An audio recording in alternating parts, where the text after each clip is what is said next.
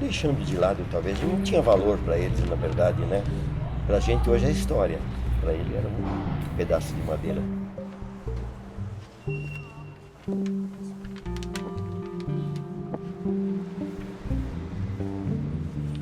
Nada cobrava, nada pedia, nem benzer ele benzia. Ouvia a todas as pessoas simplesmente, estimando a todos pelos peregrinos e pelas pessoas graduadas.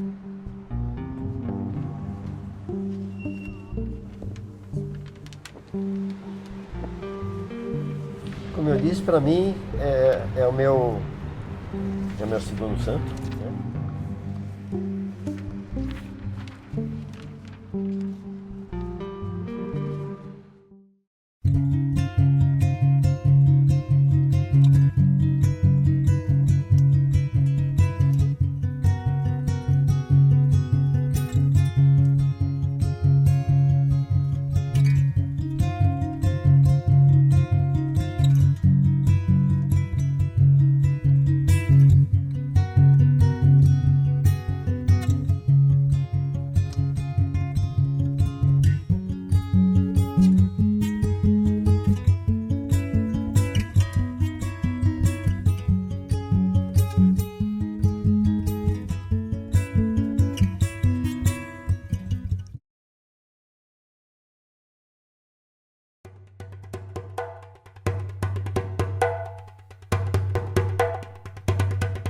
Eu ouço a história deles, as histórias dele desde criança, né? Meu pai contava, né? O meu avô, que era neto dele, contava, né? E falava dos milagres, né? Embora o meu avô Pascoal ele fosse evangélico, né? Ele não tinha essa ligação de fé, né? Mas ele tinha um respeito, obviamente, por ele. E desde aquela época eles contavam essas histórias dele como um curandeiro famoso, era conhecido, que vinha gente de muito longe. Há relatos de que vinham pessoas, inclusive do exterior, vieram pessoas para se tratar com ele, né? É porque, veja bem, eu acho que naquela época também a área de medicina devia ser muito básica. Quem tinha direito à medicina, São Caetano devia ter 2 ou 3 médicos, Zambon, coisas, né, esses médicos. E que, como o próprio disse, era caro, né, 3 mil réis por uma consulta naquela época, devia ser muito cara. Então você recorria muito a isso, né, a um benzedor. Eu lembro da minha avó que a gente só tomava chá de tudo.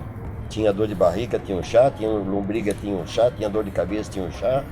E era tudo nessa base. Qual era a assistência que essas pessoas tinham? Assistência médica, psicológica? Nenhuma, zero, né? Numa época no Brasil da Primeira República que, assim, era de uma... Era meio que um salve-se quem puder, assim, né? Você não tinha lei trabalhista, você não tinha assistência de saúde, você não tinha nada disso. Quem que ela ia recorrer? Ela ia recorrer ao religioso. E é uma pessoa que, inclusive, não cobrava. Ele não cobrava. As pessoas é que davam, né? Por amor, por gratidão, né? E deram terras, e deram tudo que elas podiam e queriam dar, né? E porque elas sentiam, era a saúde delas, era a vida delas, muitas vezes, que estava em jogo, né? Tinha naquela época um bonde, uma linha de bonde aqui em São Bernardo, no ABC, né? Que era o chamado bonde do Pujol, que era a família que era proprietária.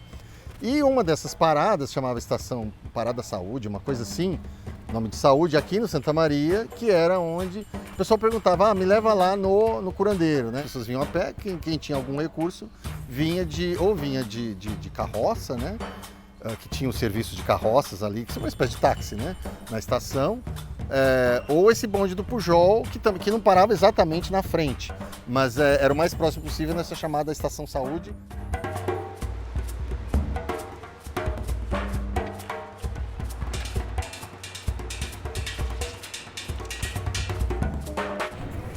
Ele trazia para cá centenas de pessoas todos os dias. Então, peraí, ó, esse pessoal vem para cá, precisa comer, precisa beber.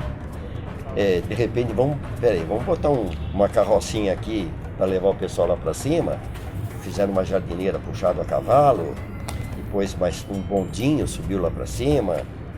Então, o comércio, o pessoal que começou a fazer transporte, o pessoal que foi montando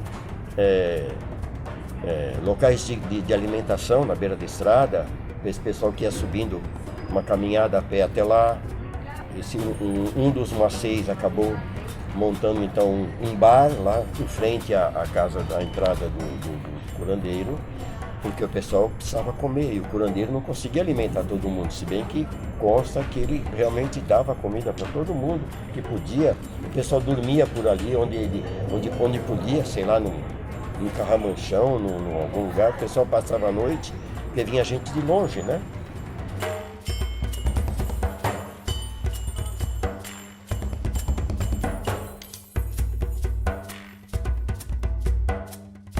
Acredito que ele seja descendente daqueles indígenas que foram trazidos pelos bandeirantes no século XVIII, XVII e XVIII para cá, para São Paulo, para serem escravizados, né? Ele tinha uma mescla de saberes dos povos originários indígenas, né? E da Igreja Católica, que sempre foi muito dominante no país. Então, ele, com certeza, ele deveria se declarar católico. Aliás, ele tinha uma boa relação com, por exemplo, o padre Luiz Capra, que foi um dos principais padres aqui da região. Na verdade, Vicente Rodrigues mantinha uma aproximação muito grande com a Igreja Católica. Quando da construção da Capela Mor, a nossa igreja matriz da fundação, em 1913, houve um déficit grande nas despesas de receitas coletadas da porta pelo vigário. Então, houve uma reforma e esse padre Capra, ele não tinha o dinheiro suficiente para pagar a reforma. Quer dizer, a diferença, o padre Capra escreveu que foi ele que pagou. Vicente pagou essa diferença. Pelo que eu percebo, o curandeiro, o Vicente, ele por ser um representante da religiosidade popular, né, ele tinha muito respeito pela Igreja Católica, né? Então ele nunca teve uma atitude de confrontamento, né, de confronto com a Igreja. Então ele tinha aquela herança, né, da ameríndia, né, da questão da espiritualidade, que é o que ele aplicava ali no momento da cura, né, e ao mesmo tempo respeitando a institucionalidade católica. E não um respeito por medo, não. Parece que é um respeito porque, na verdade, isso faz parte mesmo da criação da sociedade brasileira. Quer dizer, ao mesmo tempo que você tem aquela coisa de, muito provavelmente, a gente não sabe da história da infância dele, mas muito provavelmente ele frequentou igreja, certamente foi batizado, talvez tenha feito algum curso, ou não fez curso, mas ele frequentou a igreja, né? Ele muito provavelmente teve uma formação católica. Mas ao mesmo tempo ele recebia, muito provavelmente da sua família, da sua herança indígena, né? Essa espiritualidade que ele acabou legando aí na sua obra. Eu fiz uma pesquisa nos jornais, né? Nos jornais disponíveis na Hemeroteca Digital da Biblioteca Nacional. E assim, eu confesso que eu tive uma certa surpresa mesmo, que eu só vi praticamente ataques, né? Assim, em geral em tom de escárnio, chamando ele de explorador da fé popular, né? Houve um combate da imprensa, né, nesse sentido, né? E acho que isso se deve a uma insensibilidade, a um elitismo da época. A gente tem que lembrar que quando a República foi proclamada, em 1889, você teve a divisão de igreja e Estado, né?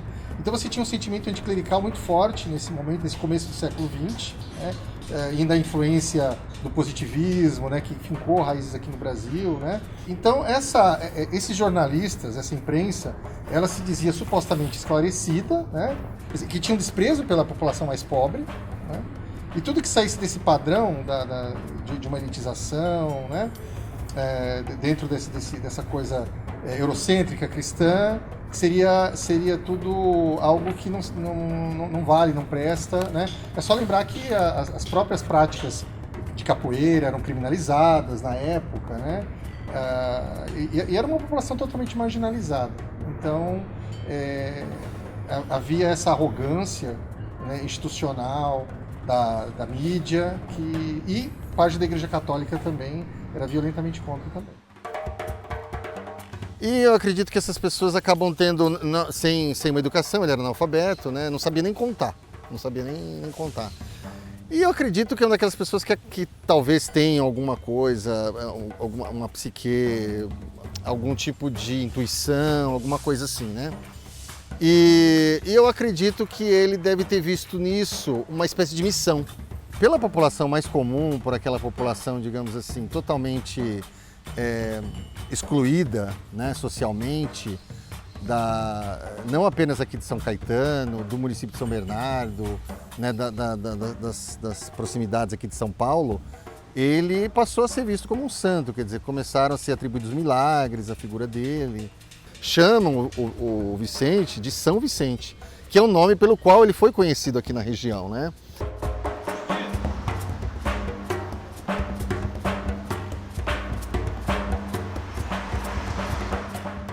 Eu cresci escutando a minha avó contar, né, do pai dela, que era Vicente Curandeiro, as histórias que ela contava, assim, do que ele fazia, do que ele curava, de muita gente que vinha lá, né? Eu cresci assim, então eu cresci com fé nele, né? Então os anos foram passando tudo, mas a minha fé, eu sempre tive fé nele, sempre. Em 1984, ela tinha 4 anos. Aí teve a meningite, aquela epidemia horrível de meningite. Ela ficou internada, ficou isolada. Voltei para casa, né? Chorei muito, né? Aí a minha mãe, ela tinha foto do Vicente, né? Ela tinha um quadrinho. Eu coloquei a foto assim na cômoda da minha mãe, ajoelhei e comecei a pedir para ele. Eu pedi com tanta fé que dava a impressão que ele estava me olhando, sabe? Pedi com toda a minha fé, falei para ele, Deus vai me devolver ela como ela era. Aí quando foi no outro dia, na hora da visita, que a gente ficava embaixo e via ela no 7º andar só. Era assim, né? Quando podia ver. O médico falou para mim assim, olha, pai, aconteceu um verdadeiro milagre. A tua filha saiu de perigo, ela está até falando. Isso foi um verdadeiro milagre. Ele falou para mim. Foi o meu bisavô lá, né, que eu tinha tanta fé nele, que me ajudou e que pediu para Deus lá na hora. E ela está aqui. Aí eu fiz uma promessa também. Eu falei, se um dia eu tiver um filho homem, ele vai ter o nome de Vicente. E ela tinha 7 anos, eu fiquei grávida e tive um filho homem, e ele chama Marcos Vicente.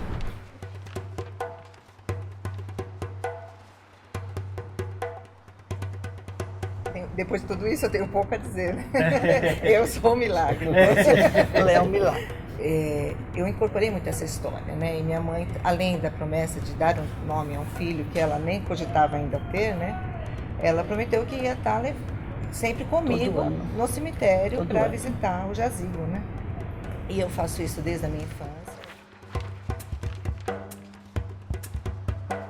Eu acho que um logradouro com o nome dele traria uma homenagem a ele, onde quer que ele esteja.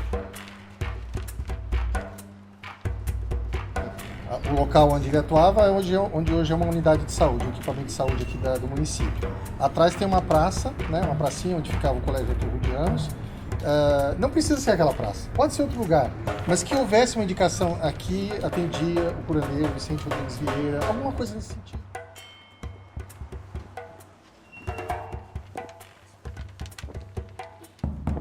O Vicente, ele é uma personalidade que foi importante na história, né? Não necessariamente resgatá-lo como uma espécie de santo, né? Que a gente deve respeitar a memória das pessoas que o veneram assim. Ele é uma figura que marcou a história da cidade. E acho que marcou positivamente, sim. Eu acho que o legado dele é um legado de luta. É um legado de luta e sobrevivência. Eu acho que ele viveu com os instrumentos que ele tinha à mão, né, que era, acredito que uma empatia muito grande pela população pobre da qual ele fazia parte, né? Eu acho que com aquilo ele conseguiu sobreviver, né? Eu acho que resgatar essa figura do Vicente é resgatar esse histórico de luta da população brasileira, né?